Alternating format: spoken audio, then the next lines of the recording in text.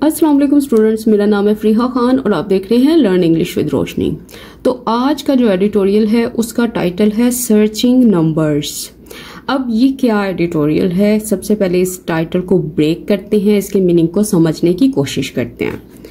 देखो, सर्चिंग का मतलब क्या होता है? इसका मतलब है तेजी से बढ़ते हुए, ऐसी चीज जिसमें अचानक इजाफा हुआ हो, जो इंक्रीज हो रही हो सडनली। और वो क्या चीज है? उसने कहा नंबर्स, मतलब अदाद-ओ-शुमार। अब ये जो नंबर्स हैं ये किस चीज के हैं, ये एडिटोरियल जब हम पढ़ेंगे हमें तब पता चलेगा। देखो, ये जो आज का एडिटोरियल है ना, ये बहुत इम्पोर्टेंट है, क्योंकि इसमें वो बात करेगा कि ये जो नंबर्स हैं ये सिर्फ नंबर्स की गेम नहीं है, ये बल्कि बहुत ही सीरियस सिचुएशन है हम सब के लिए, क्योंकि हमारे मुस्तकबिल का सवाल है। ये सिर्फ ये बात नहीं कर रहा कि आबादी बढ़ रही है, बल्कि यहाँ पे जो चीज इसने डिस्कस की है वो है फ्यूचर इस कंट्री का। तो इस एडिटोरियल में ना सिर्फ आप वो कैप को देखोगे, ग्रामर सीखोगे, बल्कि आप ये समझोगे कि पाकिस्तान का जो सिस्टम है वो क्यों प्रेशर में है और इसका सलूशन क्या होना चाहिए। इस एडिटोरियल में उसने ऐसे ऐसे टॉपिक्स को, ऐसे ऐसे चीज़ों को टच किया है जो हम आम जिंदगियों में जब इन टॉपिक्स के ऊपर बात करने की बारी आती है तो हमें समझ नहीं आती कि हम कौन से वर्ड्स यूज करें, किस तरह से अपने मैसेज को कन्वे करें। तो ये एडिटोरियल बहुत इंपॉर्टेंट है। आपको पता चलेगा कि अगर आबादी से रिलेटेड इन चीजों की बात हो रही है तो हमने किस तरह से समझदारी के साथ अपने मैसेज को कन्वे करना है। तो चलें अब इसको स्टार्ट करते हैं। Pakistan is running out of time. देखो, रन आउट ऑफ टाइम का मतलब है पाकिस्तान के पास जो वक्त है वो खत्म होता जा रहा है, वो चीज खत्म होने के करीब है। अच्छा, उसके बाद इसने एम डैश लगाया, मतलब ये किसी और चीज को भी डिस्कस करेगा। उसने कहा एंड स्पेस, और जगह भी। असल में देखो, हमने हर जगह पे ये चीज देखी है कि कोई चीज है उसका वक्त खत्म हो रहा है, लेकिन ये जो एम डैश लगा के इसने ये जो चीज मेंशन की है ना, एंड स्पेस, ये असल में बिल्कुल ही डिफरेंट मीनिंग दे रही है। वो बता रहा है कि पाकिस्तान में वक्त तो खत्म हो ही रहा है, लेकिन उसके साथ साथ ये जो फिजिकल एरिया है, ये जो रूम है, ये जो जगह है, उसकी भी कमी हो रही है। तो अब ये स्पेस इसने क्यों मेंशन किया, ये आप जब इसको रीड करोगे आगे तो आपको पता चलेगा। तो अब जल्दी से इसकी वो कैप चेक कर लो। रन आउट ऑफ का मतलब होता है किसी चीज की कमी होना, मतलब कोई चीज जो है वो खत्म हो रही है, वो घट रही है, वो रिड्यूस हो रही है। अब वो कह रहे हैं आवर पॉपुलेशन, कि हमारी जो आबादी है, कहता नाउ अब ओवर 240 मिलियन, अभी जो है जो कि 240 मिलियन से ज्यादा है। ठीक है, कंटिन्यूस, कहता है ये जो पॉपुलेशन है वो कंटिन्यू है, वो जारी है। अच्छा, किस चीज में जारी है, कौन सा एक्शन वो कंटिन्यू रखे हुए है? उसने कहा टू ग्रो, मतलब इंक्रीज होना, बढ़ना, एट नियरली 2% a year, मतलब लगभग हर साल 2%। तो देखो, इस लाइन में वो क्या बात कर रहा है? इस लाइन में वो बात कर रहा है कि हमारी जो पॉपुलेशन है ना वो 240 मिलियन को क्रॉस कर गई है, और इस चीज के बावजूद वो अभी भी तेजी से बढ़ रही है। और कितना बढ़ रही है? उसने कहा 2% a year। तो इसलिए ये जो चीज है ये बहुत ही सीरियस होती जा रही है। कह रहे एज अ रिजल्ट, मतलब इसका नतीजा जो है, मतलब ये जो चीज इसने बताई है ना ऊपर कि ये चीज है अभी भी एक्सपैंड हो रही है, अभी भी राइज हो रही है, कहता उसके नतीजे में आर स्कूल्स, हमारे जो स्कूल्स हैं, हॉस्पिटल्स हैं, हाउसिंग एंड जॉब मार्केट्स, और ये वाली जो चीजें हैं, मतलब जो रिहाइश है उसका जो उसकी जो मार्केट्स है, उसका जो निज़ाम है, जो रोजगार का निज़ाम है, कहता आर कम्प्लीटली ओवरवेल्म्ड, कहता वो मुकम्मल तौर पर ओवरवेल्म्ड हो चुकी है। देखो, अगर कोई चीज़ ओवरवेल्म्ड है तो इसका मतलब है कि वो अब उसको हैंडल नहीं कर सकती, वो दबाव में है, उसके ऊपर हद से ज्यादा बर्डन पड़ गया है, वो ये बता रहा है इन लाइंस में। और दूसरे वर्ड्स में अगर आपने ओवरवेल्म देखना है तो इसका मतलब है ओवरलोडेड हो गई है, बर्डन्ड हो गई है। अच्छा, ओवरवेल्म जो है ना दूसरी सिचुएशन में इसका जो मतलब होता है वो डिफरेंट होता है। अब यहाँ पे जो था वो मैंने आपको बता दिया। अभी आपका सेंटेंसेस बहुत छोटे छोटे लगेंगे, लेकिन जब आप इसको रीड करोगे आपको पता चलेगा कि मैंने इसको क्यों कहा है कि ये इतना इंपॉर्टेंट आर्टिकल है। कह रहा है ऑन वर्ल्ड पॉपुलेशन डे, कहता इस दिन वर्ल्ड पॉपुलेशन डे के दिन कोमा federal ministers finally said out loud, कि ये जो फेडरल मिनिस्टर्स थे फाइनली मतलब आखिरकार, सेड आउट लाउड मतलब उन्होंने खुलकर कहा है, उन्होंने ओपनली और क्लियरली बोला है। अच्छा, क्या बोला है? Word had long been whispered, कहता जो मतलब जिस बात को कब से चुपके चुपके कहा जा रहा था, मतलब खामोशी के साथ कहा जा रहा था। अब कोलन साइन, अच्छा कोलन साइन बहुत से स्टूडेंट पूछते हैं कोलन साइन क्यों लगा है। देखो कोलन साइन, अब उसने ये बात लिखी है ना, अब ये इस चीज को एक्सप्लेन कर रहा है आगे। वो कह रहा है the countries unchecked population growth, कहता कंट्री की ये जो अनचेक्ड पॉपुलेशन ग्रोथ है, अनचेक्ड का मतलब है बेलगाम, मतलब जिसके ऊपर कोई भी रोक टोक नहीं है, जो कंट्रोल्ड नहीं है, जो लिमिटेड नहीं है। और वो क्या चीज है? उसने कहा पॉपुलेशन ग्रोथ, मतलब ये जो आबादी में इजाफा है उसके लिए इसने ये एडजेक्टिव यूज किए हैं। कहता हैज बिकम, वो बन चुकी है, अ नेशनल थ्रेड, मतलब पूरी कौम के लिए खतरा। अब देखो आहिस्ता आहिस्ता ये सीरियस होता जा रहा है।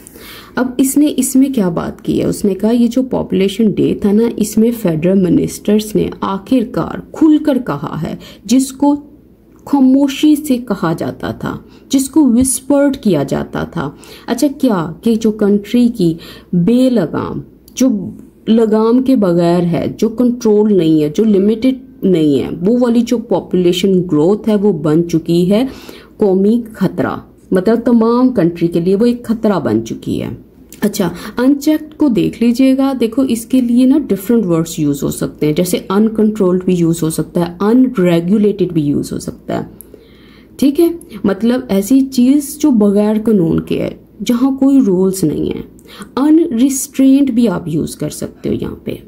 अच्छा, और विस्पर करने का मतलब क्या है? जिसको सिर्फ इशारे में कहा जाता था, जिसकी हिंट दी जाती थी, जिसको धीमी आवाज में कहा जाता था। और ये जो चीज इसने लिखी है ना, सेट आउट लाउड, इसका मतलब क्या? देखो इसका मतलब है उसने डिक्लेयर कर दिया, उसने ऐलान कर दिया, उसने ऑफिशियली तौर पर कह दिया, उसने स्टेट कर दिया, अनाउंस कर दिया। अब सबके सामने उसने ये वाली बात जो है वो रख दी है। अब आगे देखो, कहता दैट मतलब ये वाली जो चीज है, इट टुक दिस लॉन्ग, कि ये जो चीज थी इसने बहुत ज्यादा वक्त लिया। अच्छा, किसके लिए? कहता फॉर पॉलिटिकल लीडर्स, इनके लिए, ये जो सियासी लीडर्स हैं, सियासी रहनुमा हैं, इन्होंने बहुत ज्यादा वक्त लिया। अच्छा, किस चीज के लिए? टू साउंड द अलार्म, ये वाला काम करने के लिए। साउंड द अलार्म का मतलब क्या है? खतरे का ऐलान करने के लिए, अलार्म बजाने के लिए, वार्निंग को रेज करने के लिए, या ऑफिशियली तौर पर इस चीज को वार्न करने के लिए। इज अलार्मिंग इन इटसेल्फ, कहता ये जो चीज है ना कि इसने बहुत ज्यादा वक्त लिया, कहता ये वाली चीज अपने आप में ही अलार्मिंग है, मतलब खुद ही एक खौफनाक बात है, वो ये बात कर रहा है। और देखो इन इटसेल्फ जो है ये फिर यूज हो गया, ठीक है, इसका मतलब होता है अपने आप में। देखो ये जो छोटी छोटी फ्रेजेस होती है ना, इसको नोट करते जाया करो।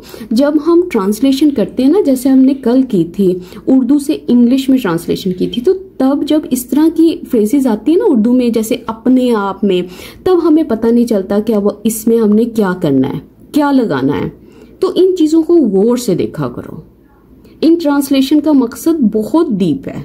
अच्छा, अब इसमें ये चीज भी नोट कर लो, टू साउंड द अलार्म, इसका मतलब क्या होता है? किसी को वार्न करना, किसी को अलर्ट करना, या आप ये कह सकते हो रेज रेड फ्लैग, मतलब खतरे का सिग्नल देना। और जो ये जो चीज इसने यूज की है ना, दिस लॉन्ग, इसका मतलब क्या? सो मच टाइम, कि इसने बहुत सारा वक्त लिया है, इसने बहुत डिले किया है। अब आगे देखो, कह रहे द हेल्थ मिनिस्टर वांट, ये जो हेल्थ मिनिस्टर थे वो वांट कर चुके हैं, वार्न कर दिया था उन्होंने, मतलब उन्होंने आगाह कर दिया था। अच्छा किसका? ऑफ द कॉस्ट, मतलब इस चीज का, मतलब नेगेटिव कॉन्सिक्वेंसेस का, मतलब उस कीमत का जो चुकानी पड़ेगी। अच्छा किस में, किस कहाँ पे? कहता इन over crowded hospitals and out of school children. अच्छा अब देखो इसमें क्या बात कर रहा है, देखो अब वो कह रहा है कि जो हेल्थ मिनिस्टर्स है ना वो वार्न कर चुका है, उसने कहा है कि ये जो चीज है अब ये हमें इस कंट्री को अब सफर करना होगा। किस तरह से सफर करना पड़ेगा, किस तरह से नेगेटिव कॉन्सिक्वेंसेस को से गुजरना होगा या इसको बर्दाश्त करना होगा। कहता इस सूरत में, किस सूरत में? कि ये जो हमारे हॉस्पिटल्स हैं ये ओवर क्राउडेड हैं और बहुत सारे जो बच्चे हैं वो आउट ऑफ स्कूल हैं, मतलब वो स्कूल ही नहीं जाते। अब जल्दी से ये चीज नोट कर लो, कॉस्ट का मतलब यहाँ पे क्या है? इसका मतलब है कॉन्सिक्वेंसेस, नताइज, हमें किसी चीज का रिजल्ट, पेनल्टी भी आप कह सकते हो, नुकसान भी कह सकते हो, प्राइस टू पे भी कह सकते हो। और ये ओवर क्राउडेड एडजेक्टिव है, हॉस्पिटल्स के लिए आया है, और आउट ऑफ स्कूल किसके लिए आया है? चिल्ड्रन के लिए आया है। अब आगे द फाइनेंस मिनिस्टर स्पोक, कहते हैं ये वाले जो मिनिस्टर थे ना इन्होंने स्पोक किया, इन्होंने बात की, इन्होंने इजहार ख्याल किया। अच्छा किसके बारे में? कहता about how rapid population growth has strained the economy, कि किस तरह से ये जो आबादी में तेजी है ना, मतलब ये जो तेजी से आबादी बढ़ रही है, किस तरह से वो स्ट्रेन कर चुकी है, वो दबाव डाल चुकी है, वो बोझ डाल चुकी है, वो प्रेशर डाल चुकी है। किस चीज को? किस चीज के ऊपर? इकोनॉमी के ऊपर, मतलब मुल्क का जो माशी निजाम है उसके ऊपर। अच्छा यहाँ पे रैबिट जो है ये एडजेक्टिव है, मतलब फास्ट की बात कर रहा है, स्विफ्ट की बात कर रहा है, बहुत तेजी से ये जो पॉपुलेशन ग्रोथ हुई है। अच्छा हैज स्ट्रेन मतलब प्रेजेंट परफेक्ट का इसने यहाँ पे यूज किया है। और स्ट्रेन का मतलब क्या होता है? प्रेशर डालना, किसी चीज को वीक करना, बर्डन डालना किसी चीज के ऊपर। हैज बर्डन भी आप कह सकते हो। और किसके ऊपर डाला है वो आगे इसने मेंशन कर दिया है।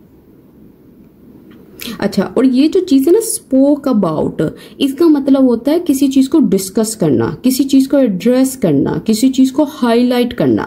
अच्छा अब ये किसकी बात कर रहा है? वो कह रहा है द प्लानिंग मिनिस्टर आर्ग्यूड, के ये जो प्लानिंग मिनिस्टर है ना इन्होंने, मतलब ये जो जिनको चार्ज मिला हुआ है फ्यूचर प्लान्स का, पॉलिसीज का, कहता उन्होंने आर्ग्यू किया, उन्होंने मतलब आप ये समझ लो हिमायत में, किसी चीज के हिमायत में उन्होंने कोई दलील दी है। अच्छा किसकी? कहता फॉर रिफॉर्मिंग, इस चीज के लिए, रिफॉर्मिंग के लिए मतलब इस्लाह करने के लिए, बेहतर बनाने के लिए। रिफॉर्म करने का मतलब यही होता है ना किसी चीज को बेहतर करना। अच्छा किसको? द NFC अवार्ड, इस चीज को। अच्छा किस लिए करना है? उसने कहा टू बेटर रिफ्लेक्ट, मतलब बेहतर तौर पर दिखाने के लिए, अच्छी तरह से नुमाया करने के लिए। अच्छा किस चीज को? उसने कहा डेवलपमेंट नीड्स, इन चीजों को, मतलब ये जो तरक्की की जरूरतें हैं इस चीज को। देखो ये बहुत ही इंपॉर्टेंट लाइन है, इसमें इसने बहुत सारी बातें की हैं। इसमें उसने सबसे पहली बात ये की है कि ये जो प्लानिंग मिनिस्टर है ना, इन्होंने किसी चीज को सुजेस्ट किया है, किसी चीज के बारे में कुछ कहा है। क्या कहा है? उन्होंने कहा है कि ये वाली जो चीज है इसमें रिफॉर्म्स लेकर आओ, इसमें तब्दीलियां लेकर आओ, इसमें चेंजेस लेकर आओ। क्यों लेकर आनी है? ताकि वो कहता है कि ये अच्छे तरीके से रिफ्लेक्ट कर सके डेवलपमेंट नीड्स को। मतलब इसका मतलब क्या है? इसका मतलब है ताकि ये अच्छे तरह से मैच कर सके उन जरूरियात को जो कि है डेवलपमेंट की। और कहाँ? इस मुल्क में, मतलब जैसे स्कूल्स को बिल्ड करना, रोड्स को बिल्ड करना, हॉस्पिटल्स को बिल्ड करना, वो ये बात कर रहा है इन लाइन्स में। देखो कितने अच्छे तरीके से उसने इस लाइन को बनाया है। और ये जो चीज है ना डेवलपमेंट नीड्स, इसका मतलब क्या है? इसका मतलब है प्रोग्रेस डिमांड्स, मतलब तरक्की की ये जो डिमांड्स होती हैं कि क्या हमें रिक्वायर है, जो इम्प्रूवमेंट रिक्वायरमेंट्स हैं इसकी बात कर रहा है। और रिफ्लेक्ट करने का मतलब होता है शो करना, दिखाना, रिप्रेजेंट करना, किसी चीज को विजिबल बनाना। और रिफॉर्म मैंने बता दिया, किसी चीज को इम्प्रूव करना, उसको रिस्ट्रक्चर करना, या इसके लिए एक वर्ड होता है ओवरहॉलिंग, किसी चीज को ओवरहॉल करना, मतलब उसको पूरा ही तब्दील कर देना। फॉर वंस कहता इस दफा, अच्छा फिर कोमा, कहता ऑफिशियल सीम्ड, कि ये जितने भी ऑफिशियल्स हैं ना जिन जिनका जिक्र किया, कहता ये दिखाई दिए हैं, ये सीम्ड हुए हैं, मतलब ऐसा लग रहा है कि वो क्या हो गए हैं, टू अग्री ऑन, वो राजी हो गए हैं, वो मुत्तफिक हो गए हैं। अच्छा किसके ऊपर, ऑन द प्रॉब्लम, इस प्रॉब्लम के ऊपर, इस मसले के ऊपर। वरना पहले किसी ना किसी को कोई ना कोई इशू होता था, लेकिन इस दफा जो है ऐसा लग रहा है कि सारे जो है वो अग्री कर रहे हैं इस प्रॉब्लम के ऊपर कि ये प्रॉब्लम जो है अब सीरियस होती जा रही है। अच्छा अब इसमें ये जो 4 1s है इसको जल्दी से आप नोट कर लें। 4 1s का मतलब यहाँ पे क्या है, यहाँ पे इसका मतलब है इस दफा, मतलब इस वक्त की बात कर रहे हैं, पहले नहीं ऐसा होता था। 4 1s एक दफा ही हुआ है, मतलब इस दफा जो है वो ऐसा हुआ है। अब वो कह रहे हैं yet while the speeches were candidate, कि हालांकि वो कहता है ये जो स्पीचेस थी, ये इनकी जो तकरीरें थी, ये जो इनका खिताब था, वर कैंडिडेट, वो कैंडिडेट था। देखो अक्सर आप कहते हो ना कैंडिडेट, गुफ्तगू हो गई, पिक्चर्स हो गई, तो इसका मतलब है ये बिल्कुल ऑनेस्ट थी, ओपन थी, ये साफ गो थी, इनके बारे में खुलकर बात की गई थी। फिर कोमा कहता दे वर ऑल्सो डेकेड लेट, कहता ये जो चीजें थी ना ये डेकेड लेट थी, मतलब ये जो चीज है ये काफी सालों के बाद हुई है, ये बहुत देर से की गई थी। 4 years मतलब काफी अरसे से। सक्सेसिव गवर्नमेंट्स, देखो सक्सेसिव का मतलब क्या होता है, इसके ये ज्यादातर गवर्नमेंट्स के साथ आपको इस्तेमाल होता हुआ नजर आएगा जब आप एडिटोरियल्स रीड करते हो। देखो सक्सेसिव गवर्नमेंट्स का मतलब है वो गवर्नमेंट्स, मतलब एक के बाद दूसरे आने वाली गवर्नमेंट, ठीक है, एक के बाद दूसरी हुकूमतें। D3 कहता उन्होंने क्या किया था, उन्होंने फैसला नहीं किया, उन्होंने किसी चीज को डिले किया, मतलब डिसीजन करने को डिले किया, उन्होंने इस चीज में हेजिटेशन शो की। कहता वाइल, जबकि फर्टिलिटी रिमेन्ड स्टबर्नली हाई, कि ये जो फर्टिलिटी थी, मतलब इसका मतलब ये आप समझ लो ये जो बर्थ रेट था रिमेन्ड, वो रहा स्टबर्नली हाई, मतलब बहुत ही ज्यादा हाई, मतलब काफी अरसे तक वो बरकरार रहा। Access to contraception state patchy, कि ये जो एक्सेस थी, एक्सेस का मतलब क्या है कि आपको इन चीजों का मिलना, किन चीजों का, कॉन्ट्रासेप्शन का, मतलब ये जो बर्थ कंट्रोल मेथड्स हैं, ये जो चीजें हैं, इन चीजों का। कहता स्टेट ये रहा पैची, मतलब ये इरेगुलर रहा, इनकंसिस्टेंट रहा, ये हर जगह नहीं थी। And millions of unplanned pregnancies went unattended, और ये जो इतनी ज्यादा, उसने कहा एक ह्यूज नंबर की बात कर रहा है, ये जो अनप्लान्ड प्रेगनेंसीज थी, मतलब एक ऐसी प्रेगनेंसीज जिनके बारे में इन्होंने कोई मनसूबाबंदी नहीं की थी। कहता वेंट अनअटेंडेड, मतलब उनको उनकी देखभाल नहीं हुई, उनको इग्नोर किया गया। अब जल्दी से इसकी वोकैब चेक करो। देखो अच्छा ये जो चीज है ना, सबसे पहले ये जो वर्ड इसने यूज किया D3, इसका मतलब होता है हेजिटेट करना, किसी चीज के बारे में आप जो हो, आप अपना डिसीजन नहीं ले रहे, आप हिचकिचा रहे हो, आप चीजों को डिले कर रहे हो। और फर्टिलिटी का मतलब क्या, बर्थ रेट, मतलब नंबर ऑफ बर्थ्स। अच्छा स्टबर्नली, स्टबर्नली का मतलब होता है परसिस्टेंटली, लगातार। अच्छा उसके बाद इसने यूज किया वर्ड पैची, पैची का मतलब होता है अनइवन, ठीक है ना। अक्सर आप अगर तो ये गर्ल्स वीडियो वॉच कर रही है, उनको पता है अक्सर औकात क्या होता है, जो मेकअप होता है वो पैची हो जाता है, मतलब कहीं पे कुछ लगा होता है, कहीं पे बेस लगी होती है, कहीं पे नहीं लगी होती, तो इसका मतलब होता है वो अनइवन चीज हो गई है, वो हर जगह सेम नहीं है। अच्छा अनअटेंडेड, इसका मतलब क्या होता है, इसका मतलब है इनको इग्नोर किया गया, इनको नेग्लेक्ट किया गया, इन पे तवज्जो नहीं दी गई, इनको ओवरलुक कर दिया गया, इनको बिल्कुल ही छोड़ दिया गया। कहता टुडे आज nearly half of all pregnancies, मतलब जितनी भी प्रेगनेंसीज होती हैं उनमें से जो हाफ है, मतलब अबाउट 50% इन पाकिस्तान, पाकिस्तान में आर अनप्लान्ड, वो सारी की सारी कहता अनप्लान्ड होती हैं, उनके बारे में कोई भी मनसूबाबंदी नहीं होती, वो गैर मनसूबाबंदी से होती हैं। कहता मीन वाइल, इसी दौरान ओनली 24% ऑफ वेमेन, के मतलब जितनी औरतें हैं उनमें से जो 24% हैं, मतलब सिर्फ 24% जो खवातीन हैं participate in the labour force, वो पार्टिसिपेट करती हैं, वो टेक पार्ट करती हैं, वो हिस्सा लेती हैं, वो शामिल होती हैं किस चीज में, लेबर फोर्स में, मतलब वर्किंग पॉपुलेशन में, उन लोगों में जो कि काम करते हैं, तो उनमें सिर्फ 24% है, ये चीज आप देखें। लिटिल वंडर, कहता कोई हैरानी की बात नहीं है, ये कोई चीज जो ये सरप्राइजिंग नहीं है। अच्छा क्या चीज, कहता दैट ये कि पाकिस्तान लैग्स बिहाइंड, पाकिस्तान जो है वो पीछे रह गया है, वो बहुत पीछे चल रहा है। कहता इवन यहाँ तक कि many of its regional peers, मतलब इसके जितने भी इसके जो नेबर कंट्रीज हैं, जो इसी जैसी सिमिलर कंट्रीज हैं, कहता हेल्थ में ये पीछे रहा है, एजुकेशन में ये पीछे रहा है, इकोनॉमिक इंडिकेटर्स इन चीज़ों में ये पीछे रहा है। इंडिकेटर्स क्या होते हैं, वो साइंस होते हैं, साइन मैट्रिक्स की बात करता है, ठीक है, मेजर्स की बात करता है। और पीर किसको बोलते हैं, काउंटर पार्ट्स, मतलब इस जैसी जो दूसरी कंट्रीज हैं, जो इसके आसपास की कंट्रीज हैं, उन सब में तो ये पीछे रह गया है। लैग बिहाइंड करने का मतलब क्या होता है, इसका मतलब है फॉल बिहाइंड, वो ज्यादा धीमे रहा है, वो ज्यादा आगे नहीं बढ़ सका, वो पीछे रह गया है। तो आप इस चीज को भी आप नोट करो। और लिटिल वंडर जो होता है इसका मतलब होता है ये हैरानी की बात नहीं है।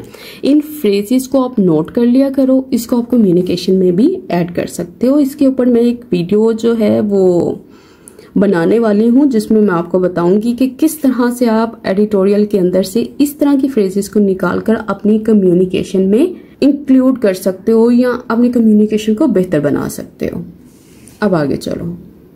अब वो कह रहे हैं टैकलिंग द क्राइसिस, कहता है ये जो टैकल करना है, टैकल करने का मतलब क्या होता है, डील विद करना, हैंडल करना, किसी चीज के खिलाफ एक्शन लेना, उसको निपटना। अच्छा किसको, क्राइसिस को, कि ये वाला जो बहुत बड़ा मसला है, ये सीरियस प्रॉब्लम है, ये जो इमरजेंसी सिचुएशन है, रिक्वायर्स, इसको जरूरत है पॉलिटिकल विल की, मतलब सियासी इरादे की, एंड कल्चरल क्लैरिटी, और इस चीज की मतलब क्लियर अंडरस्टैंडिंग होनी चाहिए, मतलब ट्रेडिशंस के बारे में, बिलीव्स के बारे में। देखो ये कल्चरल क्लैरिटी का मतलब क्या है, इसका मतलब है आपको अच्छे से अंडरस्टैंडिंग होनी चाहिए कि कंट्री की, सोसाइटी की, उसकी वैल्यूज की, उसकी ट्रेडिशंस की, उसकी जो आइडेंटिटी है, मतलब आपके पास उसके कल्चर की समझ बूझ होनी चाहिए, फिर ही आप इस प्रॉब्लम को सॉल्व कर सकते हो। अब वो कह रहा है दैट विल हैव टू, देखो हैज टू हैव टू आ गया ना, अब ये बता रहा है कि इस चीज को होना ही होगा। कह रहा है that will have to begin with, इसको लाजमी, इसको शुरू होना ही होगा, किसके साथ, कहता डिचिंग, कि डिच कर दो, मतलब छोड़ दो, थ्रो अवे कर दो, गेट रिड ऑफ कर दो। अच्छा किस चीज को, कहता द परसेप्शन, ये जो नजरिया, ये जो आप ये समझ लो सोच है, ये जो समझ है, ये जो बिलीफ है, आइडिया है, दैट ये कि family planning is some foreign imposition, कि ये जो फैमिली प्लानिंग है ये वाली चीज है। इसका मतलब क्या है, इसका मतलब है कि ये लोग जो है ना, ये बिलीव करते हैं कि ये जो फैमिली प्लानिंग है ये फोर्स्ड आइडिया है, मतलब जबरदस्ती इस पाकिस्तान के ऊपर किसी दूसरी कंट्री की तरफ से थोपा हुआ आइडिया है। अब जल्दी से इसकी वोकैब चेक करो। देखो डिच करना मैंने बता दिया, अबैंडन करना, रिजेक्ट करना, थ्रो अवे करना, गेट रिड ऑफ करना। अच्छा और परसेप्शन किसको बोलते हैं, ये जो नजरिया है, ये जो व्यू है, कंजप्शन है, ये जो बिलीफ सिस्टम है। अच्छा और इम्पोजिशन, इम्पोजिशन का मतलब होता है एनफोर्समेंट, मतलब जबरदस्ती किसी चीज को थोपना, किसी चीज को फोर्स करना। और फॉरेन का मतलब क्या है, एक्सटर्नल, बाहर का, बेरोनी है, ये नॉन नेटिव है। अब वो कह रहे लीडिंग इस्लामिक स्कॉलर्स, कहता है ये वाले जो इस्लामिक स्कॉलर्स है, कौन से, कहता जो लीडिंग है, मतलब जो टॉप के हैं, जो रिस्पेक्टेड मुस्लिम रिलीजियस एक्सपर्ट्स हैं, कहता हैव एंडोर्स्ड, कहता वो एंडोर्स कर चुके हैं, मतलब वो अप्रूव कर चुके हैं, उन्होंने हिमायत की है, उन्होंने इस चीज को सपोर्ट किया है कि responsible family planning as compatible with religious teaching, कि ये जो रिस्पॉन्सिबल फैमिली प्लानिंग है, मतलब वो वाली फैमिली प्लानिंग जो सोची समझी है, जो सोच समझ कर की गई है, कहता ये कंपैटिबल विद है, मतलब ये बिल्कुल इस चीज के मुताबिक है, ये इन अग्रीमेंट विद है, किस चीज के, रिलीजियस टीचिंग के, मतलब मजहबी तालीमात के।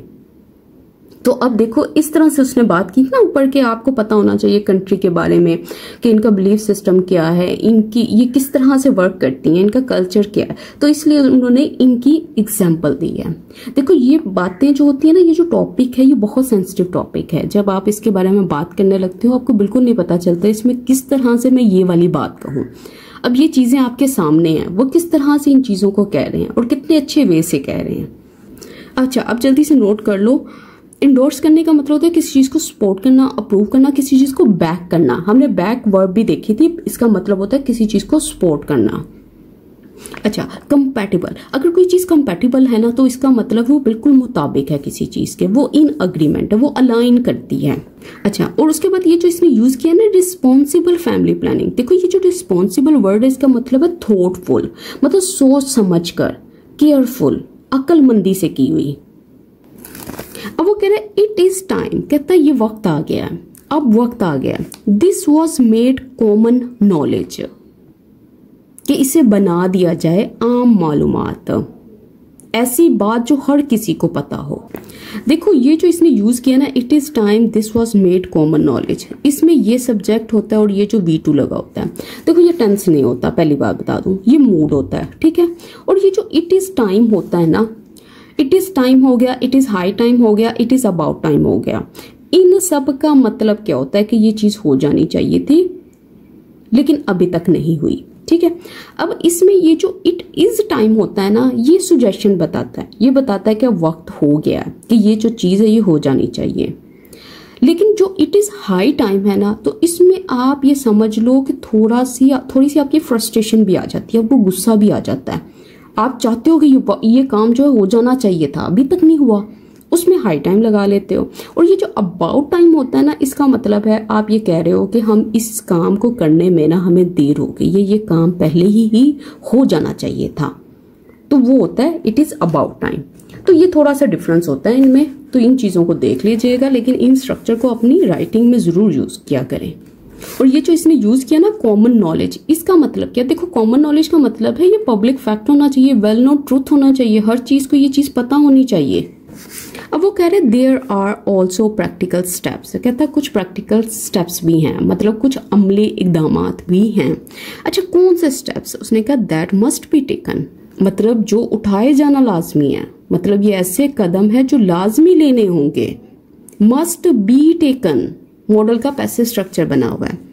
अब कौन से हैं, कहता family planning services should be expanded, कहता ये जो फैमिली प्लानिंग सर्विसेज है ना, ये वाला जो सिस्टम है, कहता शुड बी एक्सपेंडेड, इसको एक्सपेंड कर देना चाहिए, इसको स्प्रेड कर देना चाहिए, फैला देना चाहिए, इसको इंक्रीज कर देना चाहिए। कहाँ, कहता है at the primary care level, यहाँ तक, इस लेवल तक का, मतलब ये जो बेसिक हेल्थ सर्विसेज होती है ना, जैसे क्लिनिक्स हो गए हैं, छोटे छोटे हॉस्पिटल्स हो गए हैं, वहां पे भी कहते हैं स्पेशली खास तौर पर इन अंडर प्रिविलेज्ड एरियाज, उन एरियाज में जो गरीब और पसमानदा हैं, मतलब गरीब और पसमानदा इलाकों की बात कर रहा है, इनमें तो ये चीज आप बिल्कुल एक्सपेंड कर दो, हर जगह पहुंचा दो। देखो अंडर प्रिविलेज्ड एरियाज, ये उन एरियाज की बात कर रहा है जो पुअर कम्युनिटी से लिंक करते हैं, मतलब पसमानदा इलाके। अब वो कह रहा है programmes like BISP could include, कहते हैं ये वाला जो प्रोग्राम है ये इंक्लूड कर सकता है, ये शामिल कर सकता है रिप्रोडक्टिव हेल्थ एक्सेस, इस चीज को, मतलब औलाद से मुतल्लिक ये जो सेहत की सहूलियात हैं, ये जो एक्सेस है, मतलब चाइल्ड बर्थ हो गया, फैमिली प्लानिंग हो गया, इन सर्विसेज की जो एक्सेस है, as part of their mandate, के मतलब किस तौर पे, कहता इस तौर पे, मैंडेट के तौर पर, कि सरकारी जिम्मेदारियां हो, सरकारी ऑर्डर हो, ये इनकी ऑफिशियल रिस्पॉन्सिबिलिटी हो। मतलब अब आपने यहाँ से स्टार्ट करना है ना, इसने ये जो चीजें ऑप्शंस दे रहा है, इसने इसकी भी ऑप्शन दी है कि इसको इंक्लूड करना चाहिए इन चीजों को, कि ये वाली जो चीजें हैं ये इनकी ऑफिशियल ड्यूटीज हों। तो फिर देखिएगा, फिर सबके पास जो है ना वो इल्म जाएगा, सबको समझ आएगी। कहता girls must stay in school, कहता इन लॉन्गर, कहता ये जो लड़कियां हैं ना मस्ट स्टे, उनको लाजमी स्टे करना चाहिए। देखो स्टे करने का ये मतलब नहीं है यहाँ पे कि उनको सिर्फ स्कूल में ही बैठे रहना चाहिए, इसका मतलब है कि उनको ज्यादा देर तक स्कूल अटेंड करना चाहिए, मतलब उनको अपनी एजुकेशन को जारी रखना चाहिए। कहता नॉट ओनली बिकॉज, कहता ना सिर्फ इस वजह से, मतलब किस वजह से, इट डिलेस, ये डिले कर देता है, ये देर कर देता है, ये स्लो कर देता है अर्ली मैरिजेस, मतलब ये जो कम उम्र की शादियां हैं ये चीज, एंड प्रेगनेंसीज और इस वाली चीज को, बट बिकॉज बल्कि किस चीज के लिए, they are then more likely to earn for themselves and contribute to the economy. कहता फिर क्या होते हैं, ज्यादा इम्कानात होते हैं, ज्यादा चांसेस होते हैं कि वो अर्न करें अपने लिए और कंट्रीब्यूट करें, हिस्सा डालें किसमें, टू द इकोनॉमी में। देखो ये बहुत ही अच्छी लाइन यहाँ पे लिखी हुई है इसने, और इसने यहाँ पे स्ट्रक्चर यूज किया नॉट ओनली बिकॉज और बट बिकॉज का। देखो इसने यहाँ पे नॉट ओनली और बट ऑल्सो क्यों नहीं यूज किया। देखो नॉट ओनली और बट ऑल्सो जो है ना, अगर ये यूज करता तो इसको दो चीजें जोड़नी थी, ठीक है, वो कोई एक्शंस होने थे या कोई नाउन्स होने थे, लेकिन यहाँ पे इसने नॉट ओनली बिकॉज यूज किया क्योंकि ये पूरे का पूरा रीजन देना चाहता था, वो पूरी की पूरी क्लॉज मेंशन करना चाहता था, इसलिए यहाँ पे इसने बिकॉज लगाया, not only because but because, मतलब ये टू रीजंस को ज्वाइन कर रहा है इजीली। मतलब नॉट ओनली बिकॉज के बाद इसने पहला रीजन बताया है और बट बिकॉज के बाद इसने दूसरा रीजन हमें बताया है। और जल्दी से इसकी ये देख लो, स्टे इन स्कूल का मतलब क्या है, कंटिन्यू एजुकेशन, कि वो स्कूल को तालीम को जारी रखें, कीप स्टडिंग। और कंट्रीब्यूट करने का मतलब क्या है कि वो सपोर्ट करें, वो पार्टिसिपेट करें, वो ऐड करें इस चीज में। कहता विमेन मस्ट बी एनेबल्ड, कहता उनको लाजमी एनेबल बनाना चाहिए, उनको इस काबिल बनाना चाहिए, उनको सपोर्ट करना चाहिए। अच्छा किस चीज के लायक बनाना चाहिए, उसने कहा टू वर्क, काम करने के, नॉट जस्ट अलाउड, मतलब सिर्फ आप उसको अलाउ नहीं करो, मतलब उसको सिर्फ परमिशन ना दो, बल्कि उसको अपॉर्चुनिटीज भी प्रोवाइड करो। कि आप ये कह रहे हो कि जी हाँ हमारी तरफ से इजाजत है, लेकिन भैया आप उसको अपॉर्चुनिटीज भी दो, वहां पे स्कूल्स होने चाहिए आसपास, कोई ऐसे सेंटर्स होने चाहिए जहां वो काम कर सकें। कहता Pakistan needs more female teachers, कि पाकिस्तान जो है उसको ज़रूरत है बहुत ज़्यादा फीमेल टीचर्स की, मतलब ख़वातीन असातिज़ा की, और किसकी, डॉक्टर्स की, इंजीनियर्स की एंड फैक्ट्री वर्कर्स की। तो वो बता रहा है ना कि पाकिस्तान को इस चीज़ की ज़रूरत है। ये ज़रूरियात तो आपने पहले इतने ओपनली डिस्कस नहीं कर रहे, आप सामने रख रहे हो। अब वो कह रहे बट इट ऑल्सो नीड्स, लेकिन इसको ज़रूरत है to make room for them, कि अच्छा देखो इसका मतलब क्या है, इसका मतलब है आप उनके लिए, ये जो खवातीन है आप उनके लिए अपॉर्चुनिटीज भी तो लेकर आओ ना। अभी आप कह रहे हो इन चीजों की जरूरत है, तो आप इस चीज के लिए रूम बनाओ, इस चीज की गुंजाइश पैदा करो, अपॉर्चुनिटीज लेकर आओ। मेक रूम करने का मतलब क्या होता है, वैसे कि किसी चीज के लिए जगह पैदा करना, स्पेस पैदा करना। अब यहाँ पे इसका मतलब है अपॉर्चुनिटीज प्रोवाइड करना। अब वो कह रहा था फेडरल गवर्नमेंट, कहता ये वाली जो गवर्नमेंट है, फॉर इट्स पार्ट, मतलब अपनी तरफ से, शुड फॉर्म, उसको बनाना चाहिए हाई लेवल काउंसिल, इस चीज को, टू कोऑर्डिनेट पॉपुलेशन पॉलिसी, ताकि हम आहंगी पैदा करें। अच्छा किस में, कहता पॉपुलेशन पॉलिसी में, आबादी से मुतल्लिक ये जो पॉलिसी है, कहाँ, कहता अक्रॉस प्रोविंसेस, मतलब जितने भी प्रोविंसेस हैं, मतलब तमाम सूबों में। अब देखो इसमें इसने बहुत सारी बातें की हैं। इसने बात की है कि जो फेडरल गवर्नमेंट है ना, अब ये वाला जो पार्ट है इसको क्या करना चाहिए, इसको एक्शन लेना चाहिए। क्या एक्शन लेना चाहिए, उसने कहा कि आप स्पेशल ग्रुप्स बनाओ सीनियर ऑफिशियल्स के, ताकि वो मैनेज कर सके पॉपुलेशन पॉलिसीज को सारे प्रोविंसेस में, सारे सूबों में। कह रहे द NFC फॉर्मूला नीड्स, कहता ये वाला जो फॉर्मूला है इसको जरूरत है टू शिफ्ट फ्रॉम, कहता वो शिफ्ट करे, मतलब उसको बदलने की जरूरत है। किस चीज से, फ्रॉम काउंटिंग पीपल, मतलब सिर्फ लोग गिनने से, आबादी गिनने से, किस तरफ, कहता टू मेजरिंग, मापने की तरफ, अंदाजा लगाने की तरफ। हाउ वेल, कि कितने अच्छे से, they are being care for, के मतलब लोगों की जो देखभाल है वो किस हद तक हो रही है, किस तरह से उनको देखा जा रहा है, उनकी हेल्थ को, उनकी एजुकेशन को, उनकी वेलफेयर को किस तरह से मैनेज किया जा रहा है। तो देखो कितना इंपॉर्टेंट इसने पॉइंट रखा और कितना स्ट्रॉन्ग पॉइंट है, कि मतलब आप अपना फोकस इस चीज पे ना रखो कि कितने लोग यहाँ पे मौजूद हैं, एक गिनो, उनकी गिनती करने के ऊपर अपना फोकस ना रखो, बल्कि आपको फोकस करना चाहिए कि वो किस तरह से रह रहे हैं, किस तरह से उनको देखा जा रहा है, उनकी देखभाल हो रही है। कहता व्हाट इज एट स्टेक, कहता जो चीज दाव पर है, जो खतरे में है, इज नॉट जस्ट नंबर्स, कहता वो सिर्फ नंबर्स नहीं है ये जो आपने बताए हैं ऊपर।